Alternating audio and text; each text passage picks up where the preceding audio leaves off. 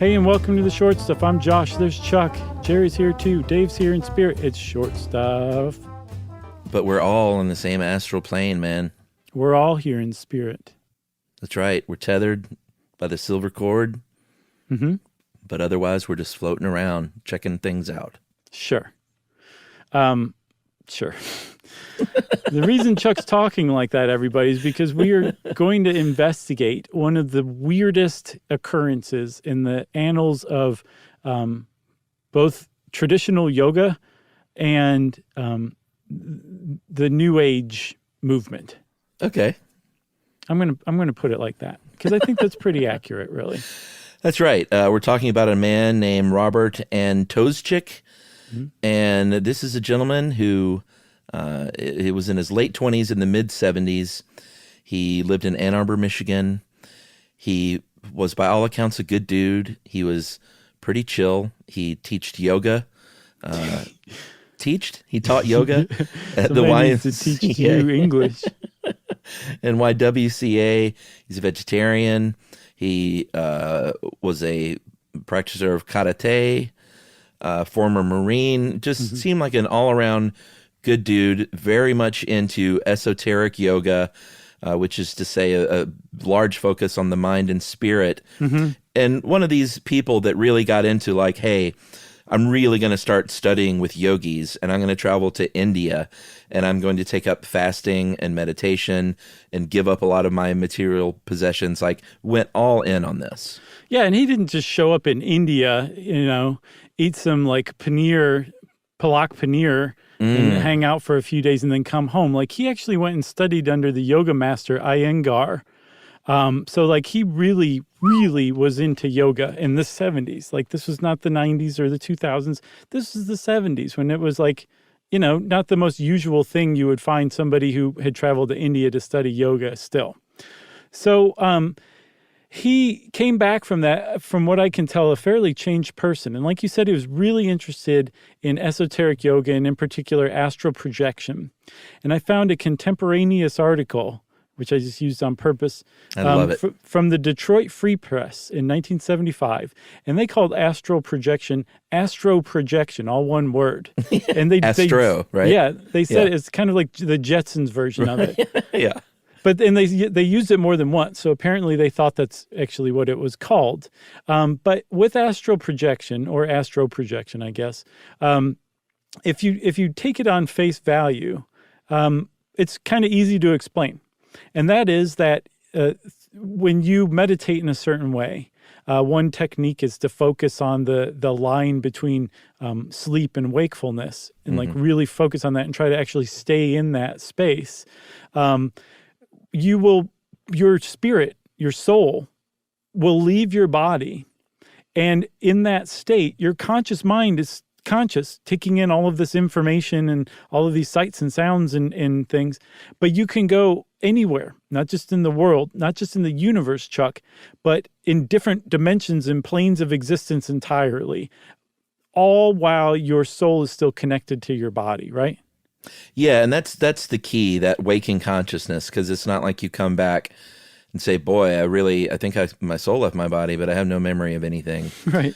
Like, it's floating around, metaphorically speaking, and taking all this in and bringing it home with you. They have likened this to lucid dreaming, because there are some similarities there. But the whole key here, and I kind of joked about it earlier, that we're all attached and tethered by our silver cord. That's what it's called. It's sort of like an umbilical cord when you're astral projecting, that keeps you tethered like an astronaut to a spaceship. Yeah. So you just don't get stuck out in the astral plane somewhere. Yeah.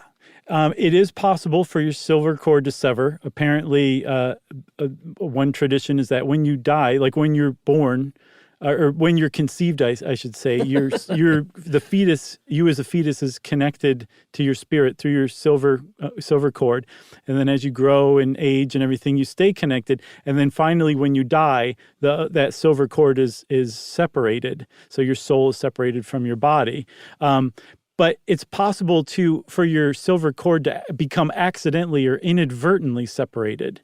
And that is not something that you want to happen, because in this plane of existence, that means that your body is dead. Your spirit is never coming back. It's permanently untethered, which means it's permanently and forever lost in the astral plane, in the spirit world, and it will never be able to find its way back. And there's a lot of people who believe in this stuff, who believe that that's exactly what happened to Robert Antoszczyk. And they actually make a pretty good case if you really dive into it. And I say we take a break and then dive into it, Chuck. Let's do it.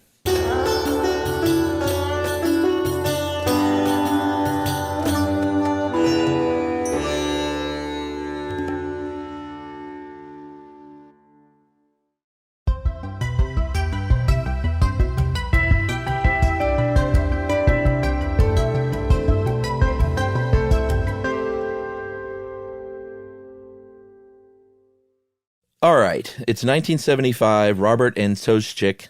That's hard to say. I apologize. It's hard to spell as well. It is. Whenever you have SZCZYK.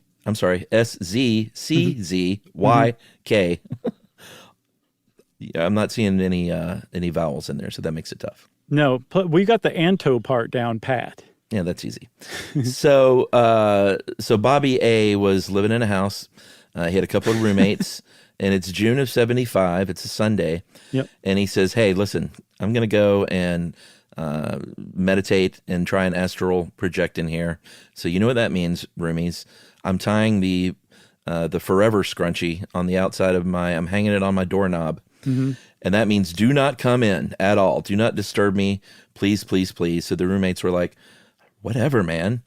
And several days go by and it becomes Tuesday.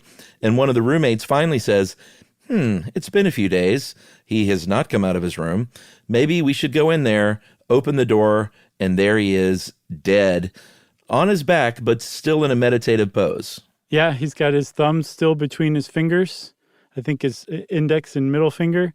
And the medical examiner who showed up shortly after said that he had a serene expression on his face. Yeah. But he was, in fact, dead.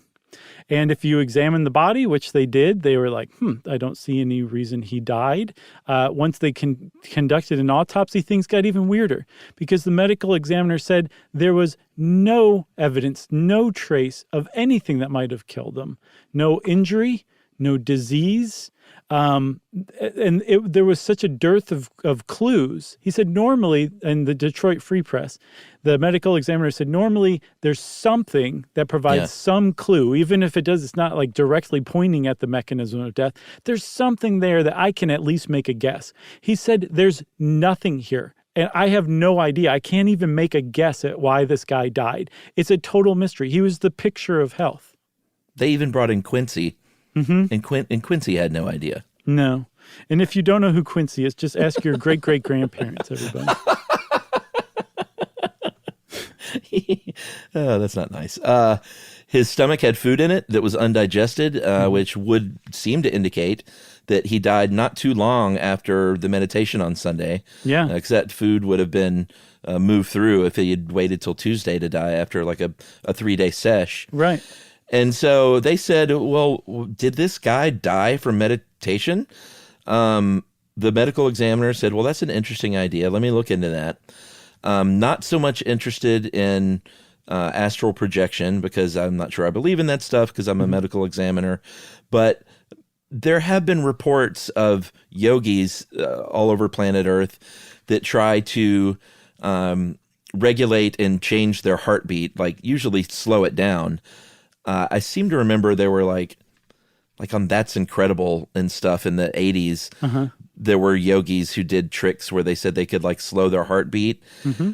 Here's the thing. There's never been like super verified accounts that this is possible to do like with great success and regularity. I think there was a yogi once who did slow his heartbeat for a few seconds. We're not saying it's not possible, but they just haven't studied it and proven that a human is capable of that. Yeah, and I have actually seen a couple of studies that do suggest it is possible, but yes, it's not definitely been disproven, but there's not a whole bunch of support for it necessarily among scientific study, right? Right. But it was enough of at least a rumor or an idea that was a line of thinking that the medical examiner followed. And he posited that it's possible Robert, in this meditative state where he was trying to astrally project, which, by the way, is considered a really dangerous type of meditation among yogis in the East. Like, this is not something that you do lightly. And having trained and studied in India, Robert probably would have been a better candidate to do this than the average person, but it was still dangerous. And so the medical examiner posited that perhaps he had slowed his heartbeat down so slowly that it just stopped beating. Yeah, to zero. Yeah, and after a very short while, you would die if your heart stopped beating.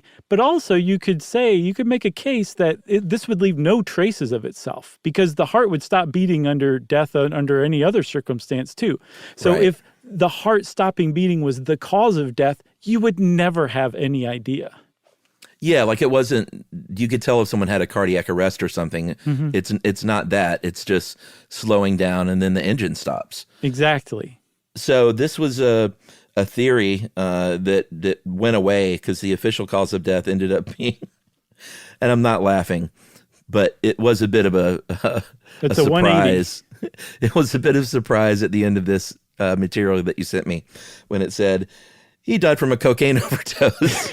Right. Because I did not see that coming, and his family didn't see that coming. His friends, his mom, all said, "There's no way." Mm-hmm. Like, Robert was like the opposite of that. He was a clean liver, and he shunned stuff like this, and was really into detoxifying his body, not putting cocaine into it. Right. The only thing I'll say about that is, like, you never know. Like, True. Prince died of a overdose, and he supposedly, was a devout religious individual who shunned medication, and then dies of a what was it, fentanyl, I guess, overdose. I think yes, or else it was from oxy. I don't know. Yeah, something like that. But anyway, all that to say, like, something could have happened. It was the mid 70s.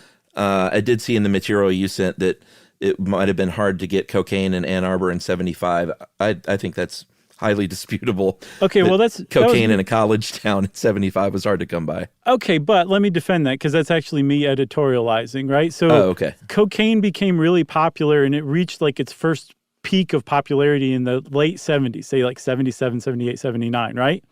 This is 1975 in Michigan. During that first bout of popularity where cocaine became a thing in America, it was associated with like wealth and glamour, not like ascetic living and yoga and vegetarianism.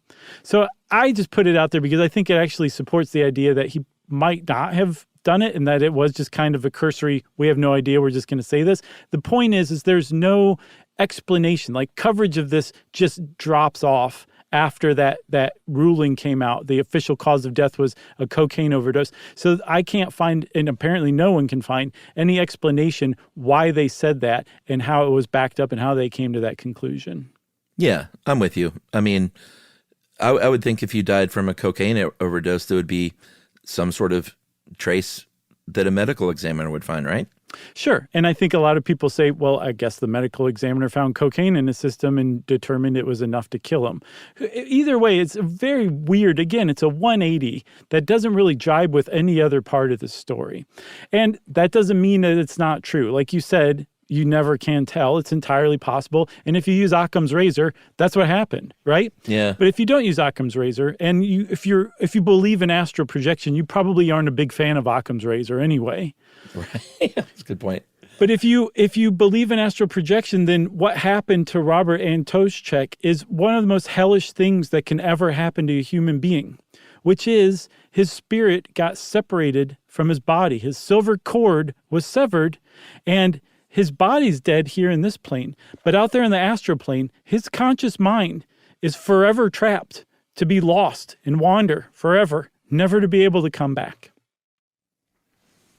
That is scary stuff. And also, maybe he's still out there on the plane, though. Maybe he is a very happy individual in some other dimension. Let's hope so, because there's a lot of astral projectors who come back and all talk about very scary places out there where souls eat other souls and it's very violent and chaotic. It's not all like happy hippie stuff. Yeah. So I want to shout out an article on Medium from Nick Rapazzatrone called The Hades Environment. Definitely worth reading. It's about the weird history of astral projection. Yeah. I don't know if maybe we should do a full app on that one day. Okay, maybe we will. But in the meantime, hopefully everybody enjoyed the short stuff. And either way, it doesn't matter now because short stuff is out. Stuff You Should Know is a production of iHeartRadio. For more podcasts from iHeartRadio, visit the iHeartRadio app, Apple Podcasts, or wherever you listen to your favorite shows.